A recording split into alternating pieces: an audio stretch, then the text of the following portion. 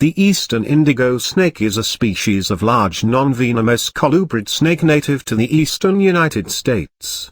It is of note as being the longest native snake species in the U.S. The eastern indigo snake was first described by John Edwards Holbrook in 1842.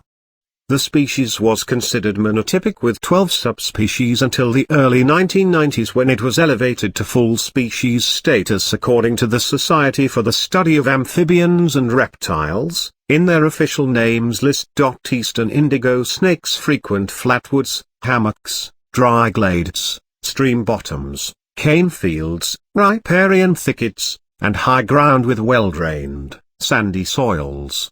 In Georgia, eastern indigo snakes prefer excessively drained, deep sandy soils along major streams, as well as xeric sand-ridge habitats. Xeric/pine plantations seem to be preferred over undisturbed longleaf pine habitats. Habitat selection varies seasonally. From December to April, eastern indigo snakes prefer sandhill habitats. From May to July the snakes shift from winter dens to summer territories. From August through November they are located more frequently in shady creek bottoms than during other seasons. The eastern indigo snake is most abundant in the sandhill plant communities of Florida and Georgia.